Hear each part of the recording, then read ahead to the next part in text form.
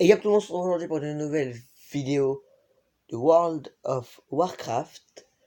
On va s'intéresser aux nains sombrefer qui sont une race alliée et jouable depuis Battle for Azeroth. Il faut déjà savoir que les nains sombrefer sont des descendants des terrestres, qui les terrestres ont été créés par les titans. Donc avant ils étaient faits de pierre et de métal. À cause de la malédiction de la chair, les terrestres vont devenir les nains d'aujourd'hui. Donc, les nains sombrefer, les nains barbe de bronze et les nains marteau hardi. Donc, il y avait à l'époque 3 clans nains qui vivaient à Forgefer, qui sont les sombrefer, qui sont dirigés par le Tan sorcier Torisan, qui complotait contre les 2 autres clans, les barbes de bronze, puis les marteaux hardis. Il y avait le haut roi des nains, Monginus Corde en Plume, qui faisait la passerelle entre les différents clans, pour pas qu'il n'y ait de guerre. Mais malheureusement, il va finir par mourir. La tension qui existait entre les 3 clans va donc finir par éclater. Il y a donc une guerre civile pour savoir qui va être à la tête de Forgefer. Donc cette guerre civile va s'appeler la guerre des 3 marteaux. Donc les sombrefer sont en conflit avec les marteaux hardis et également avec les barbes de bronze. Donc les 3 clans ne sont pas du tout alliés, c'est vraiment un conflit. Les 3 clans sont en guerre. Il n'y a aucune alliance.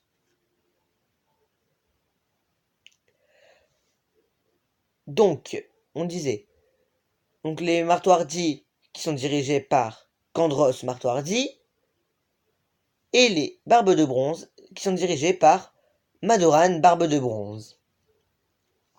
Ce sont les barbes de bronze qui vont gagner la guerre. Donc les barbes de bronze vont gagner la guerre des 3 marteaux. Ils vont expulser les marteaux hardis aux hautes terres dans le nord, qui vont devenir plus tard les hautes terres du crépuscule, des royaumes de l'Est, et les sombrefer vont être expulsés plutôt vers le sud, vers les Carmines.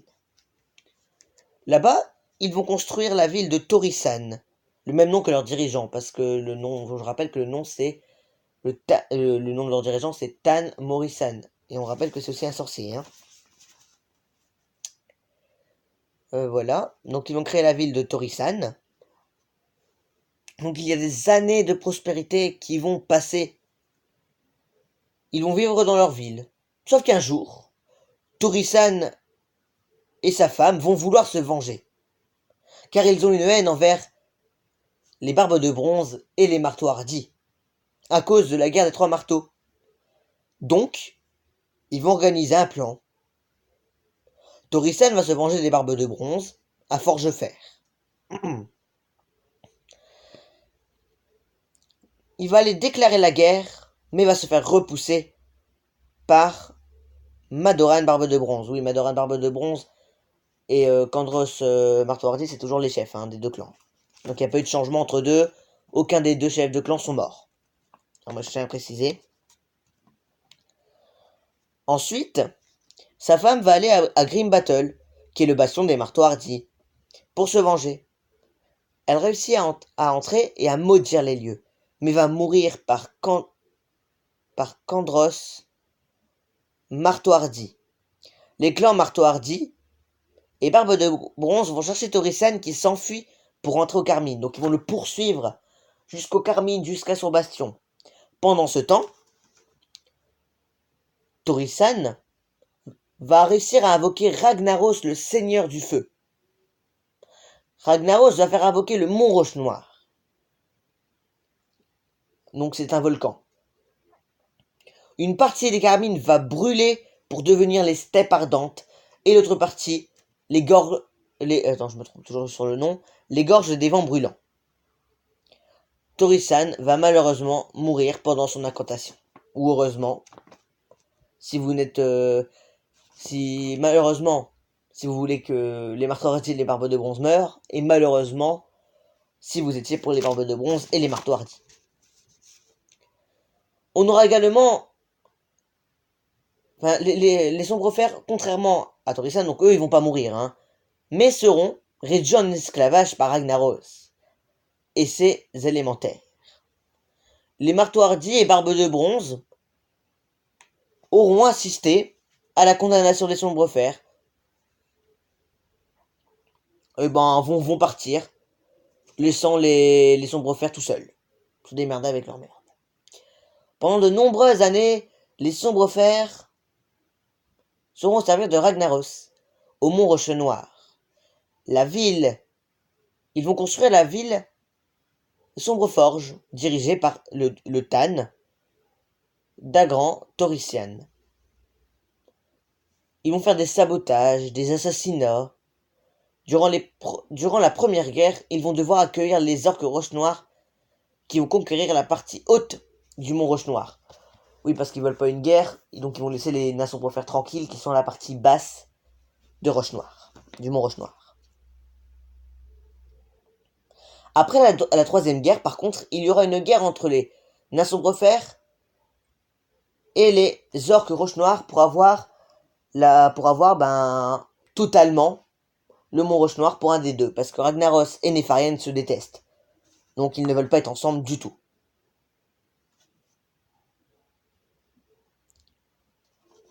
D'accord? Jusque-là, vous arrivez à me suivre? Ils vont également aider Termonjocteur pour l'invasion des Trogs à Gnomeragan. Donc ils vont aider pour prendre Gnomeragan. Il y a certains sombres-fers qui sont partis du clan parce qu'ils ont plus que... Donc, attendez, je vais plutôt faire un autre truc comme ça. Je vais plutôt dire... Les nains sombres-fers, donc il y a certains nains sombres-fers qui en ont eu marre de servir Ragnaros et qui sont partis. Ils préfèrent faire des emplettes avec la Horde et l'Alliance. Ils vont créer la confrérie du Thorium. Du coup, ils seront en conflit avec les nains sombres-fers au service de Ragnaros. Bah oui, puisqu'ils ont quitté Ragnaros, du coup ils vont être amis avec les nains sombres-fers qui servent Ragnaros, c'est logique. Ils vont être en conflit avec eux. Un jour, on a les nains sombres-fers qui vont enlever Moira Barbe de Bronze, fille de Mani Barbe de Bronze, roi de Forge de Fer. Moira n'est pas considérée comme une prisonnière par Dagran Torisan, qui va plutôt lui montrer un respect que chose que n'avait pas Moira avec son père. Ah oui, elle n'avait pas ça avec son père. Son père voulait avoir un garçon plutôt qu'une fille, donc a un peu, même beaucoup, délaissé Moira. Elle va l'épouser et elle va tomber amoureuse de lui, va l'épouser et va avoir un enfant avec Gran Torisan. Mani va penser que sa fille a été enlevée et ensorcelée, ce qui n'est pas du tout le cas. D'après lui, Moira n'aurait jamais épousé et eu un enfant avec lui.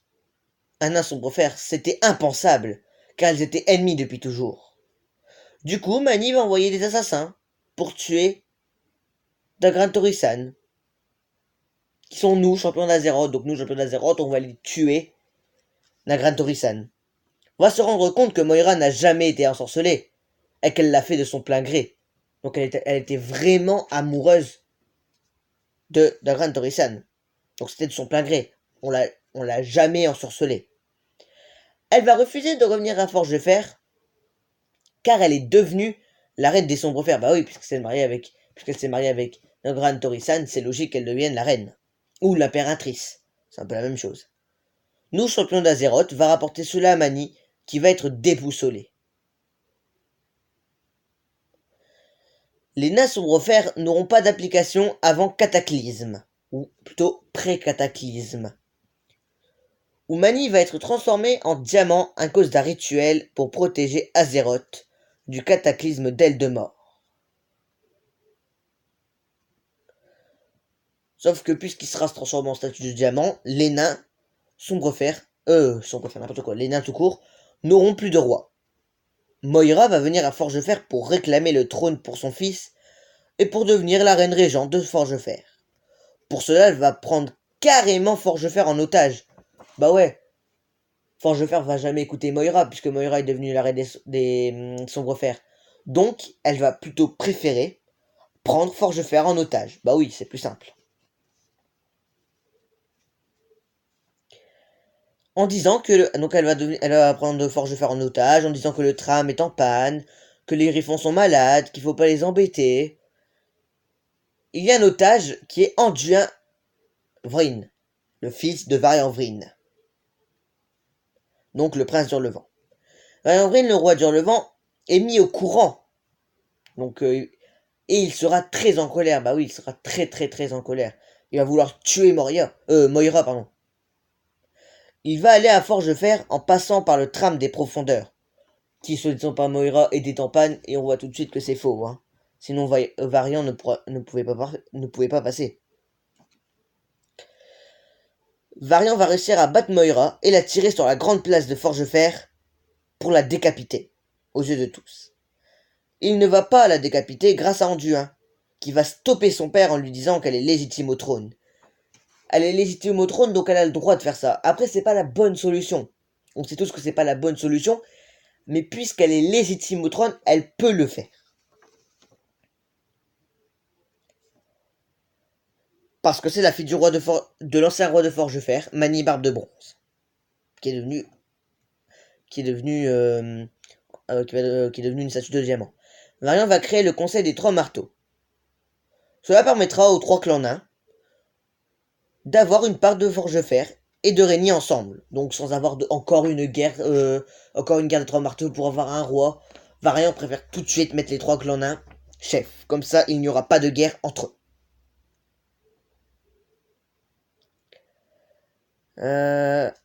Donc, ensemble, une grosse partie des les Sombrefer vont rejoindre l'Alliance.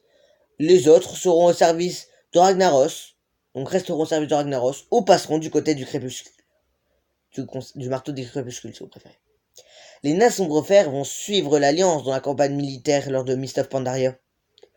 Varian va découvrir que les trolls Jandalari sont en train de rallier les trolls Crin de Givre à Dun Morog, et qui ont pour objectif de détruire Forgefer. Les Barbes de Bronze et les Marteaux Hardis vont refuser de peur que les Sombrefer vont prendre le contrôle de Forgefer. Moira et les Sombrefer vont aider Varian à affronter les Troggs et les trolls, pardon, et vont réussir avec l'aide des champions d'Azeroth. Donc on voit tout de suite que malgré qu'ils sont trois clans, les deux clans, Marteau Hardy et Barbe de Bronze, n'ont pas du tout confiance aux nains Sombrefer. Ils ont peur que Moira reprenne la vie en otage, qu'elle refasse des bêtises encore, et qu'elle prenne le pouvoir à leur place. Donc Moira va aller aider. Les nains, les deux autres clans comprenant leur erreur, après ils vont s'excuser auprès de Moira, et vont plus faire confiance aux Forgefer qu'avant. Alors, ensuite, pour prouver que les trois clans sont unis, ils vont aller en Pandarie pour aider à reconstruire la statue de Jade.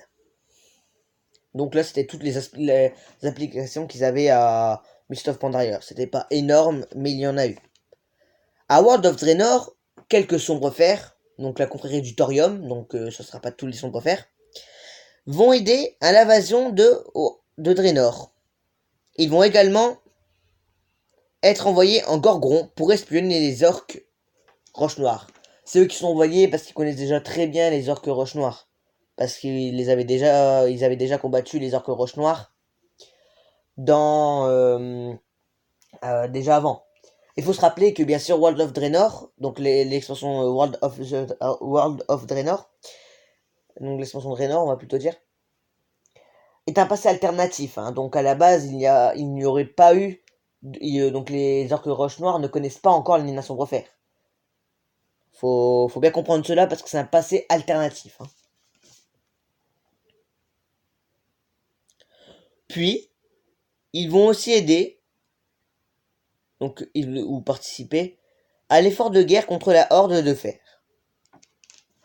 Donc à Légion, ils n'ont pas énormément d'applications. Et après, à BFA, on les retrouve comme race alliée. Donc race jouable. Parce qu'ils n'ont pas d'application à Légion, mais à BFA, ils en ont une dans le sens qu'on peut les jouer. Donc voilà, c'est déjà la fin de cette vidéo sur les nains sombrefer. J'espère qu'elle vous aura plu. Si c'est le cas, mettez un like et abonnez-vous. Et n'hésitez pas à mettre un commentaire. Cela me ferait extrêmement plaisir. Bye!